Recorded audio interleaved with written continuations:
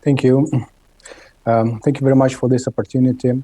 Let me say a couple of words about myself. I am a senior manager with PwC, and in my career, I focused a lot on supporting universities in development, international competitiveness, and enhancing rankings performance. And I'm very passionate about it. I believe rankings bring the competition in the rankings brings a lot of benefit for universities and for societies they are located in. But we've seen a lot of risks and a lot of cases where universities use the rankings inappropriately for their development purposes. And today I would like to share some ideas and experience on how to get maximum benefit from competition rankings and how to avoid potential risks. I've worked with some universities, maybe a lot of universities regarding this, and we've seen progress over more than 5 years. So we have a lot of data and information about how the competition is happening and what is happening inside universities. The key takeaways from the presentation are that first of all, university should consider rankings in the context of community and stakeholder needs. And the rankings are important, but they should help and guide the development, and they are not the only purpose, should not be the only purpose. Second, university should balance targets on output with the sustainability considerations, and that is one of the most important things. Third one, quantitative KPIs should be always used in ethical manner. And the last one, of course, it's very important to consider contemporary trends, and currently I will share some considerations regarding how to compete in the era of COVID-19. So, the topic, the theme of the presentation looks like we are in some way we propose that there are community needs and there is a ranking performance. In fact, they are interconnected, and the ranking performance closely linked to community needs, and high standing in rankings can bring a lot of benefit for university and stakeholders. And for university, it helps to develop a strong brand, to attract best students, researchers, business partners, funding. For students, of course, it is education quality, and THE rankings specifically are very keen on the ratio of students per faculty. Good brand amplifies employment opportunities. For faculty members, it is better visibility, partnerships, grants. For city and even countries, it is an opportunity to increase visibility and to attract additional investments, and of course, build prestige. So what are the risks of using rankings? The first, of using rankings as the only goal. The first risk is that rankings are very focused on publications and citations. And if it is the only goal for a university to progress in rankings, it may focus too much on these indicators and disregard some other important areas for the university life. Secondly, it may create excessive pressure to improve efficiency and optimize. And a lot of universities actually optimize faculty members and sometimes even reduce student numbers in order to reach high efficiency and high indicators per faculty member or per student. And sometimes it's good, and the university builds a world-class research and a very good environment. But sometimes it is better to keep students and faculty members inside, and it may bring more benefit for the community. And we will speak a little bit in more detail about that later on next slide. So the third one, rankings normally are not very well positioned for universities focused on humanities, and using it as a target may not be a good idea. And the last one, competition, as always, may lead to unethical behavior, and it is very important to keep an eye on it.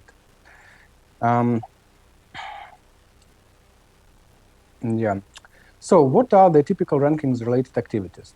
As I've said, we had a lot of opportunities to observe what are their strategies of the universities regarding ranking, performance improvement, and we kind of classified strategies in different categories with regard to their impact of these strategies on ranking performance and service for community. Very fortunately, there is a lot of interception or like win-win cases when focus on rankings actually improves overall university activities and improves conditions for students, faculty members. And the first thing is, of course, strategic planning. Very often we see in universities without proper strategic plans and sometimes without strategic indicators for 5 years, 10 years. And the rankings actually very much motivate universities to plan and to develop strategic plans. Sometimes university may even not consider rankings as a key or important indicator at all, but still overall the environment where universities think about what should happen in the future and start plan strategically is very important, and it helps, of course, for the development a lot. Increased internationalization, of course, it is a very important indicator for rankings, and at the same time, it is very important for community to be open and to enhance exchange of ideas and exchange of culture between different nations. Third one from the win-win part, investing in cutting-edge research, and the rankings are focused on the top level cutting-edge research, and it is measured via FWCI, field-weighted citation impact, for example. And universities need to recognize and need to focus their investments, their decisions on getting really breakthrough achievements in order to progress in rankings. And of course, it's very good both for community and ranking performance. And decreasing teaching load and overall creating better opportunities for faculty to conduct research is again very good both for research and for the quality of education, because very high teaching load often decreases the quality of education.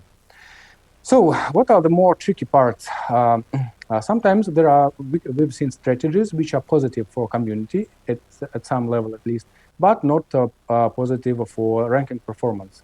And the first in the list is unconditional funding. Very often we've seen how universities get additional funding to improve ranking performance, and they start to support already established research teams in the university. And of course, these research teams, they have a history of living and working in the university. They are linked to culturally in any way to the university life, and university wants to support them. However, very often these teams fail to produce new results because they already established, they had funding in the past, they have already created ecosystem, and additional funding not always produce really breakthrough results. And it's very important to focus on how to make new additional funding productive. Second, sport and academic travel, and third, incentivizing any kind of publishing. Again, sometimes universities just support research and other research-related activities as they understand it, without deep understanding of what is required. And it is beneficial for the community, but it will not help to progress in rankings. The third part, positive for ranking performance and neutral or negative for community, is the most controversial part, and there are a lot of controversies about it. So what happens? And first of all, universities sometimes invest in irrelevant areas for local communities. We've seen an example where a university invested, or at least really wanted to invest in quantum research. And it was a very regional university without any links to IT companies, telecommunication, or banking. And these industries actually require quantum research and invest. They used to invest in the region the university was located in, and there were no any links to these industries. Basically, this investment was not aimed to enhance industrial production or any it was not to bring any real benefit to local community, because it was too far away. This research area was not linked to the regional research priorities. Secondly, co-authorships, self-citations, and breaking publications into a lot of small parts in order to increase number of citations. These are strategies we can see, and of course, it's maybe improve sometimes performance, but it's not does not bring any benefit to global science or local community. Focusing KPIs on rankings exclusively, it's a very important problem in some universities, and quite recently we've seen a situation, actually everybody have seen, who is interested, the Liverpool University started medical school, started to optimize faculty based on some indicators, and weighted citation input basically, and some very high level, high caliber researchers were under the risk of optimization. And of course, the university wanted to create like the best in the world science, but it's important to look at the results for the community. And these researchers were really good, and they produced a lot for the country and for the global science. Sometimes we've seen strategies which actually affected negatively both ranking performance and community. First of all, it is direct cascading publication KPIs on faculty. And normally, without any additional support, faculty members are not capable of producing very high quality publications immediately, because a whole ecosystem should be created for that. Sometimes it leads to amplifying low quality publishing, and it distracts faculty members from their direct duties. And of course, it's of a little benefit for the global science. Publishing in in-house journals, again, creating journals just for the sake of amplifying number of publications, and aggressive optimizations. We already touched this point. In our work, we've found a lot of measures which help to cure these suboptimal strategies, and some ways to optimize ranking performance, and at the same time ensure that the university serves the community in a best possible way. So let's start from the right bottom angle. It's very important to attract independent expertise for evaluation of funding requests, and it actually helps university to create new research teams, new laboratories, which are not linked maybe very closely to the teams which are inside the university already, and which can make lay the foundation for a new breakthroughs. So independent expertise, international academic councils are very helpful and very important. Establishing internal scientometric desk for analysis and consultation. Sometimes libraries do this for universities, internal libraries. They just need enough competences to do it, to analyze their results, and overall to raise awareness of what is required from the university to improve its position, what are the high quality publications, and how to get the best results. Linking funding decisions to university, regional, and national research priorities is very important, and it actually ensures that decisions are linked to the benefits of final users, not just for the rankings. Comprehensive assessment of research results and following Leiden Manifesto, for example, or other best practices. So university should not just focus on some indicators from rankings, as Leiden Manifesto argues, and it should consider a broader perspective, and it should be able to assess overall quality of research which was done by the team. And to do it, there should be internal committees or maybe independent committees, and they should analyze results of research teams and of individuals in many dimensions. It's very important to integrate research and education, of course, because sometimes the universities are too much focused on research, developing research teams, and education is left aside. Do strategic planning and setting ambitious and realistic targets. Unrealistic targets very often lead to unethical behavior. Improving transparency of research management and activities. Focusing, of course, on community needs and promoting research ethics. I'm really afraid I'm out of time, and I will try to be quickly as possible with the last part. So, what are the key considerations the university should think about in the era of pandemic and COVID-19? First of all, going virtual is very important now, and it is important to keep international students. It is important to keep international faculty members. It is important to keep research going, research activities. And virtual reality technologies, virtual reality labs may be very important and helpful in this regard. Reevaluating performance, because of course situation changes, faculty members, students spend more time at home, and it actually affects. It may give them some additional time in some cases, or vice versa. It may decrease opportunities to do good research.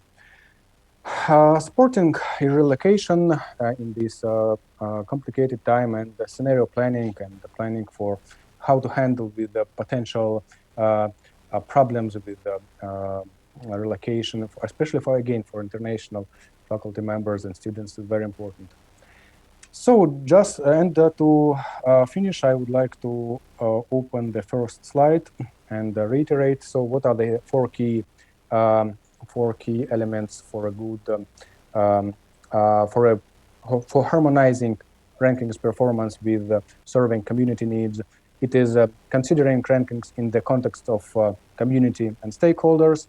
It is balancing targets on output with sustainability, like developing human capital, etc. Using quantitative KPIs in an ethical manner and balancing it with qualitative KPIs and considerations, and of course, being ready for new challenges with the pandemic. Thank you very much. Hope I was quick as possible.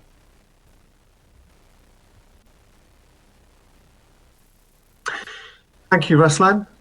That was really informative. At this point, I'd like to open up to questions. So if you do have any questions, please feel free to ask a question online. But while we're waiting for questions to come in, a couple from me, if I may.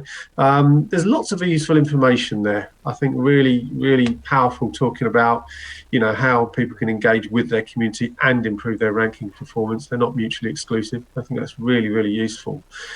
There was quite a lot of points you went through. Do you think there's one key piece of advice you give to universities so they can serve their community and improve their ranking position? Or is it something you find is different for every university that you engage with?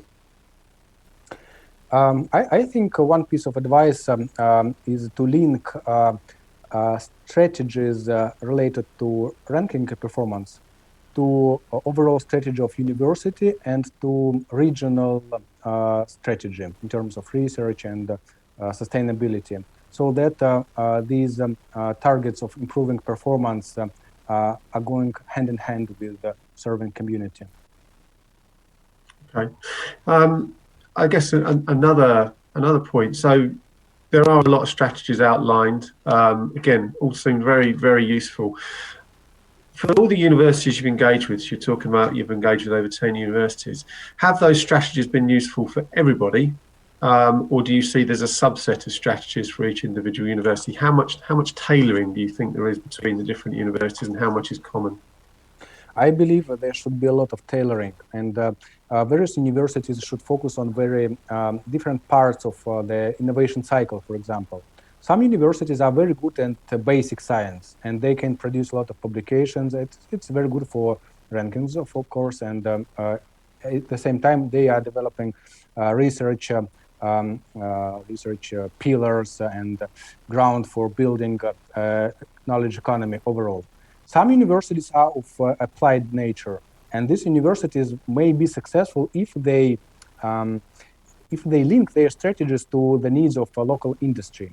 And the local industry sometimes are very supportive in this development and in rankings as well. And it can support establishing new laboratories. It can invest. It can actually do a lot for a university. But it's very important that university focuses on its needs. So I mean, given that, do you find then that if people will adopt this strategy of looking more at the community, it seems to me that they then get more researching, in industry income coming through. So they get more industry coming through and saying, look, we're willing to fund, we're willing to partner a lab, which is something universities are very interested in, getting more income. That seems to have a very positive effect. Is that the case? I believe it is the case. Of course, we cannot say that every university is successful in balancing ranking performance with community needs and in developing ties with industry. But I believe a good strategy may be really helpful in that. Or maybe you meant something different. Can you please elaborate on your question?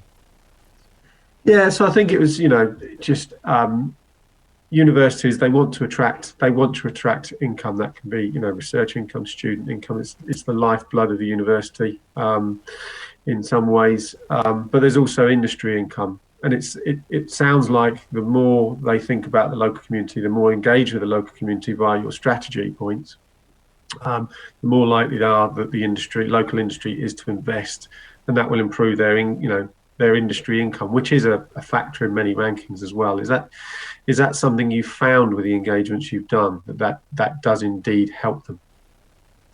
Oh, I see now the point. That's an interesting thing that, at least in my experience, this indicator is not, industry income, is not very important, or at least it doesn't affect universities significantly, because normally universities are very keen to get any type of income, and industry income, of course, as well. And rankings reiterate that, but it doesn't affect actual activities too much, because a lot of researchers already are busy, hard, trying to get funding from the industry.